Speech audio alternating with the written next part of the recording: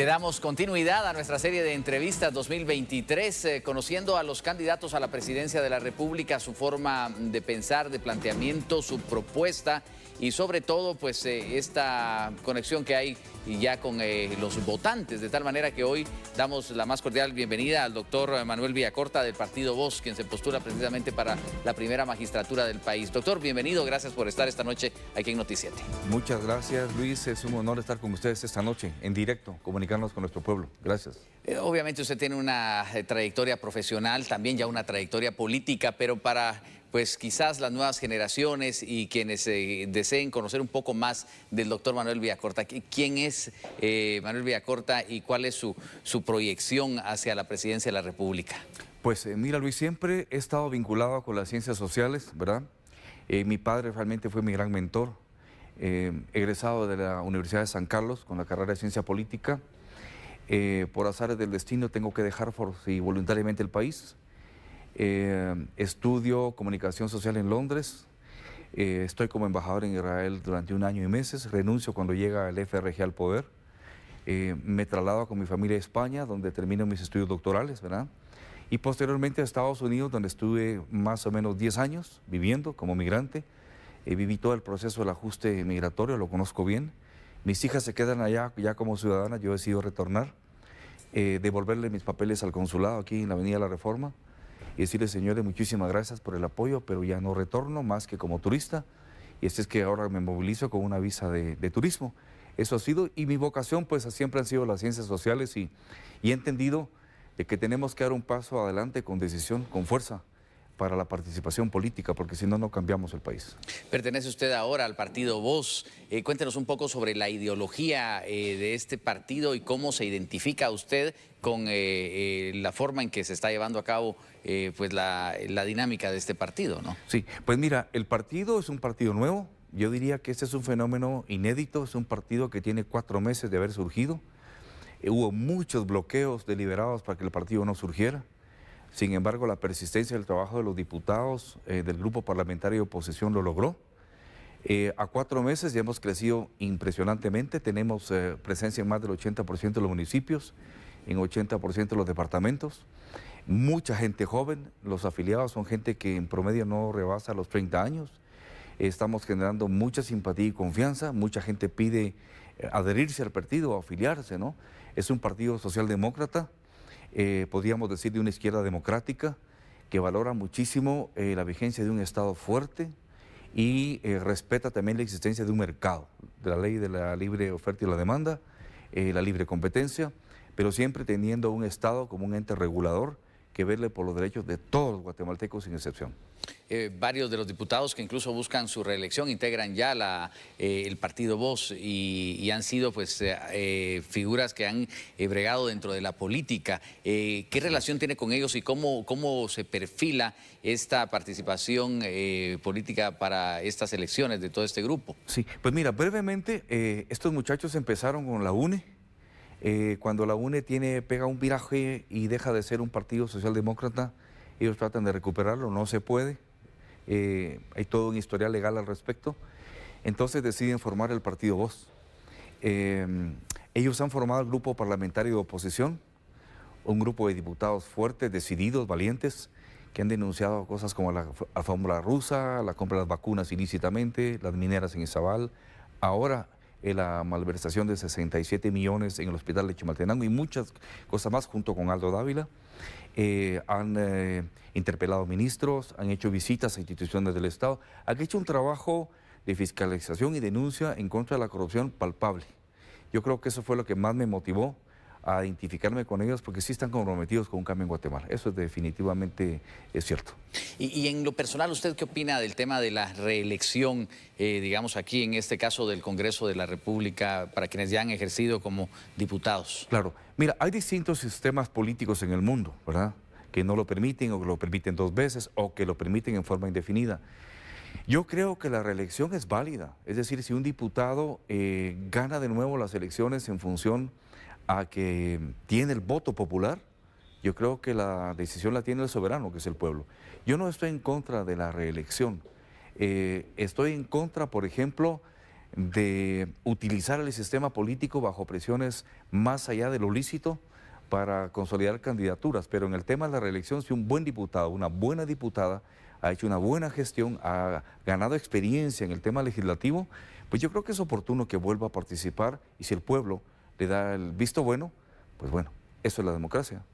Bueno, y dentro de este proceso precisamente de la campaña política que está en pleno y la que le quedan pues ya como cuenta regresiva 59 días, usted hace poco llamaba a debatir frente a frente a un candidato presidencial que respondió en su cuenta de Facebook que usted no estaba a su nivel porque iba a la cola, el doctor Villacorta. ¿Qué opina al respecto?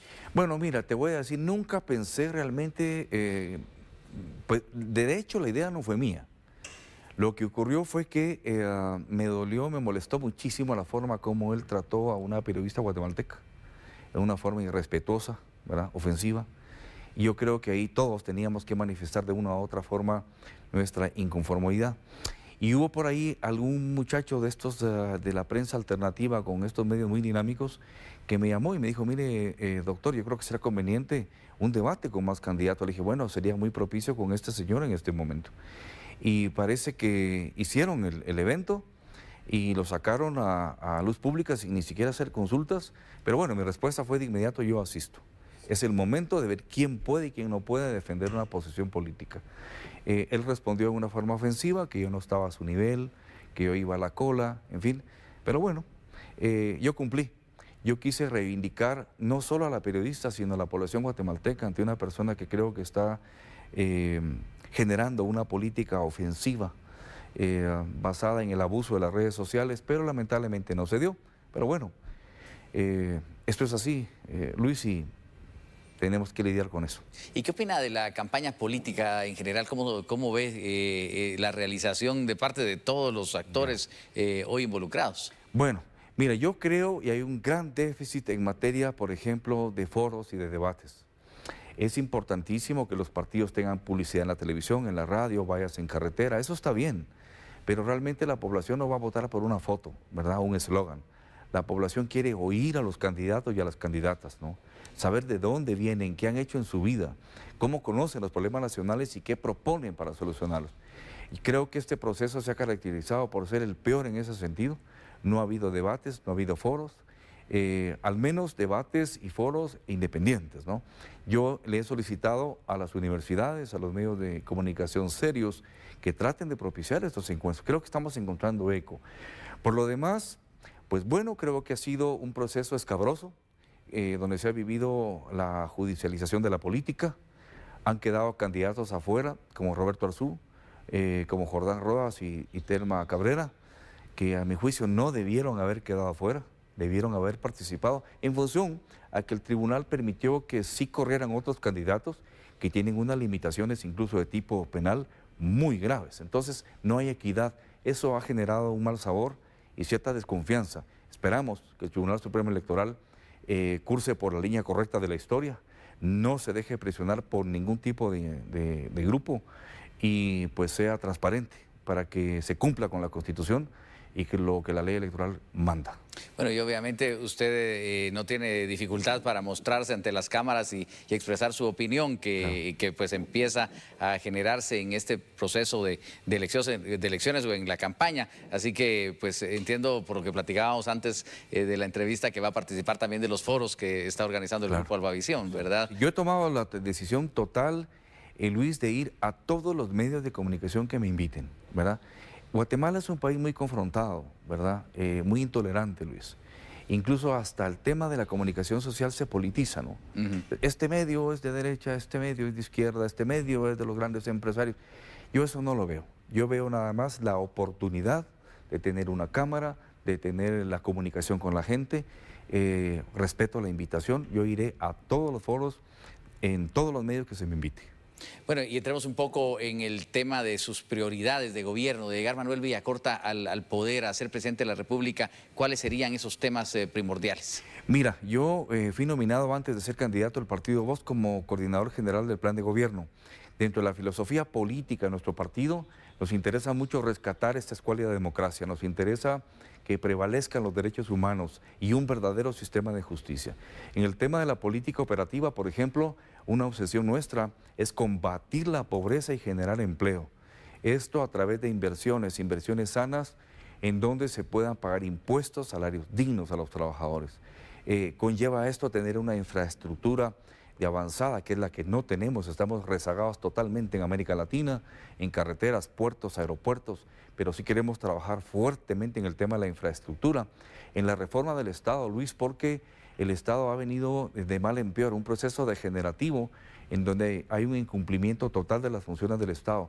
Tenemos que reformar el Estado para que de ahí emerja verdadera política pública. Nos preocupa también muchísimo, muchísimo la preservación de los recursos naturales y el medio ambiente. De ahí que estamos planteando una economía, un modelo económico, además de justo y solidario, verde, muy conciliado con la naturaleza para preservar esos recursos. En términos generales, eso es. Pero claro, en cada una de las áreas tenemos, digamos, secciones específicas operativas que las tenemos muy claras y qué es lo que tenemos que hacer. Muy bien, vamos a hablar de algunos de estos temas cuando volvamos de la pausa comercial. Tenemos precisamente este contacto con nuestros patrocinadores y seguiremos con esta interesante entrevista al doctor Manuel Villacorta del Partido de Voz, propuesto para la presidencia de la República. No cambie.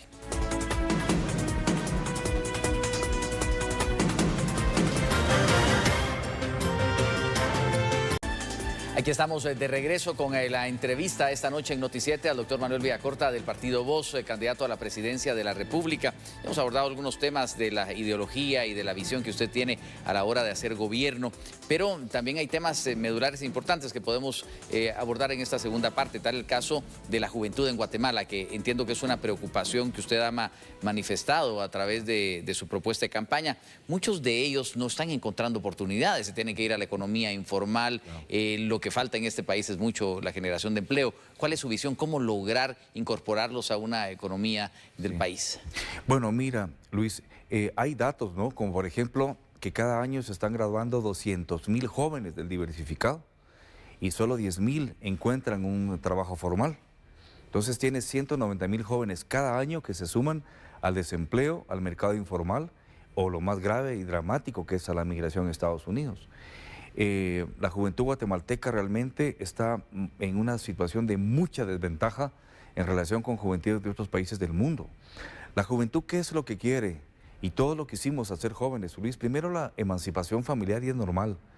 Poder tener independencia económica, poder vivir de su propio trabajo, ir creando su propio patrimonio, tener un estudio que sea aplicable a su propio trabajo y tener perspectivas de crecimiento en ese estudio.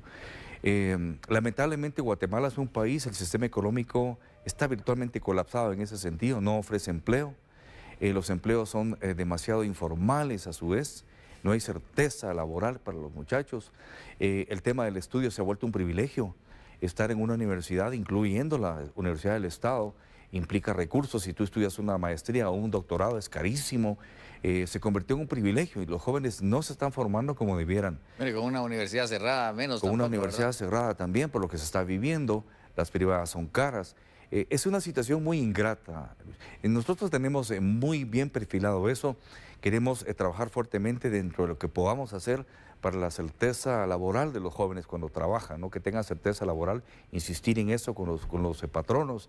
El tema, por ejemplo, de los institutos politécnicos, en donde puedan ellos salir del diversificado y estudiar 3 años entre técnica y teoría y tener un salario en un proyecto, digamos, público-privados con las grandes empresas, como se hace en Alemania. El tema de las becas, intercambios también, que el sistema exterior, los embajadores funcionen, contar resultados si se consigue ese tipo de becas.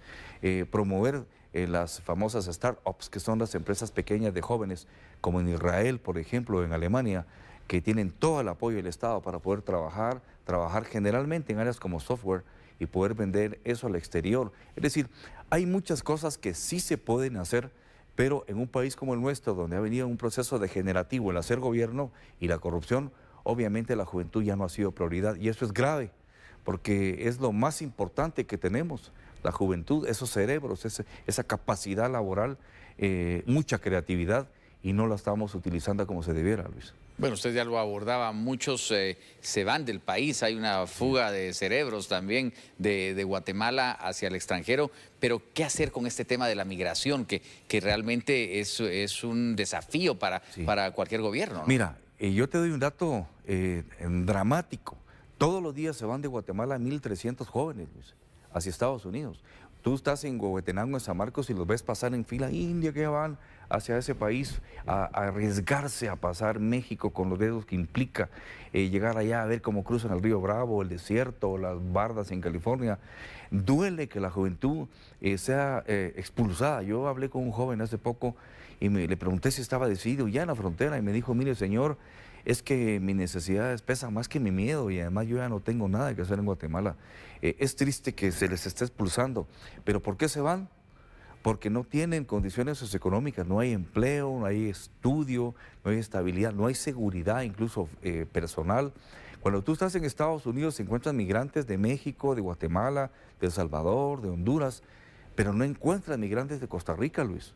Los costarricenses que encuentras allá, por lo general, están trabajando en puestos de dirección en empresas. ¿Por qué? Porque Costa Rica les ofrece eso, estabilidad, servicios sociales, educación, trabajo. El día que nosotros se lo logremos dar a la juventud, yo te aseguro que ningún joven va a querer dejar su patria, porque aquí tiene su familia, es su país. Pero dadas esas condiciones socioeconómicas, se les va forzando a esa expulsión dramática y devastadora que no debería estar surgiendo en Guatemala. Bajo un gobierno socialdemócrata que usted encabezaría, ¿cómo es el tema económico? ¿Cómo funciona la economía y cómo generar todas esas oportunidades, doctor Villacorta? Mira, a mí me preocupa muchísimo los altísimos niveles de pobreza que hay en el país. Vi una gráfica hoy del Banco Mundial donde ya definitivamente Guatemala es el país más pobre de América Latina. ¿Cómo vamos a combatir las pobrezas? La pobreza única y exclusivamente a través de las inversiones, no hay otra forma. Teniendo tú inversiones, empleo, vas a ir combatiendo la pobreza. Ahora, para tener esas inversiones, como te decía, tenemos que tener seguridad jurídica, seguridad personal y corporativa, no tener delincuencia, tener una buena infraestructura, tener programas de capacitación y tecnificación a los jóvenes, buenos puertos. Lamentablemente no tenemos eso en este momento. Habrá que trabajar simultáneamente en todos los ámbitos, pero la economía de Guatemala es una economía primaria basada en la agroexportación. Han incursionado los textiles también, pero tú sabes que estamos importando el doble de lo que exportamos, que si no fuera por esos 16.000 millones de dólares de los hermanos migrantes, el dólar ya estaría 20 por 1, la economía estaría colapsada. Hay necesidad de reformar ya el modelo económico. Yo ya he hablado con grandes empresarios también de eso, diciéndoles que hay que perder el miedo al cambio. Guatemala necesita una transformación profunda en su modelo económico, claro que implica riesgos, implica temores, pero mientras más tiempo tardemos en hacerlo, se va a potenciar la conflictividad social y los problemas cada día van a ser peores. Pero ¿cuáles son esas propuestas de cambio en el sistema económico? Bueno, por ejemplo, te digo, el tema de tener inversiones, eso es fundamental. El tema, por ejemplo, de una reforma o una transformación en el modelo agropecuario, que ya no se habla de una expropiación, Luis. Todos los países que han logrado un desarrollo significativo ha sido a través de una transformación agraria. Yo he hablado con finqueros de muchos recursos, particularmente cafetaleros, que sabes que me dicen, mire Manuel, si el gobierno a mí me comprara mi finca en un valor justo, yo la vendo mañana. Ya no puedo con ella, mis hijos ya no van. El precio del café viene para abajo, yo ya no puedo mantener eso. La conflictividad, las invasiones me preocupa. Se tiene que hacer algo bien hecho para también dotar de tierra al campesinado que no la está teniendo. Elevar los niveles de productividad, particularmente agropecuarios. Hay un dato dramático. Tú sabes que el año pasado el Ministerio de Economía y Agricultura aprobaron la importación de 750.000 toneladas métricas de frijol, maíz y arroz. Es decir, que Guatemala ni siquiera está produciendo en granos básicos lo necesario para alimentar a su propia gente. Deberíamos ser autosuficientes. Y no hay empleo. Necesitamos una transformación por esa vía. En lo agrario, en el tema de las inversiones, en el tema del crecimiento del turismo, por ejemplo. Algo que aquí tenemos que detonar el turismo. Teniendo turismo de aventura como lo tenemos, turismo histórico, turismo comunitario, turismo de la salud. Yo creo que ahí va a ser. Guatemala va a transitar ya no a un país industrializado, ya no podemos. Pero sí tenemos que dar el tránsito de un país agropecuario a un país de servicios. Y finalmente, y precisamente ligado a esto que usted acaba de decir, ¿piensa que tenemos esperanzas de una Guatemala mejor? Totalmente, Luis. Mira, totalmente. Cuando tú ves un país como Guatemala, que está en el centro del continente americano, que hacemos fronteras frontera con el mercado más grande del mundo de producción y consumo, que es Canadá, México y Estados Unidos. Ya quisiera Taiwán, Israel o cualquier país estar aquí. Tenemos salida a los 2 océanos más importantes del mundo. Tenemos una población joven pujante con deseos de trabajar. Tenemos estabilidad financiera, tenemos buenas comunicaciones que se han logrado. Es decir, tenemos todas las condiciones para que Guatemala sea un país potencia. Lamentablemente es todo lo contrario. No lo hemos aprovechado. El país necesita profundas reformas, pero tengo mucha fe en que vamos a encontrar esta vez el camino todos. Ya no diciendo de dónde venimos, sino a dónde vamos, a trabajar por un gobierno de unidad, de reconciliación y de transición como va a ser el mío. Tengo mucha fe en que Guatemala va a cambiar, Luis. Pues muchísimas gracias por esta interesante entrevista, doctor Gracias, Manuel Luis. Villacorta. Ya le veremos en los foros, en los debates y seguramente un posible nuevo encuentro aquí para la gran audiencia de Noticiete. Muchas gracias, Luis. Te agradezco mucho la oportunidad. Gracias, el doctor Manuel Villacorta, en esta interesante entrevista en el seguimiento a las elecciones 2023 aquí en Noticiete. La pausa y volvemos con más noticias para ustedes.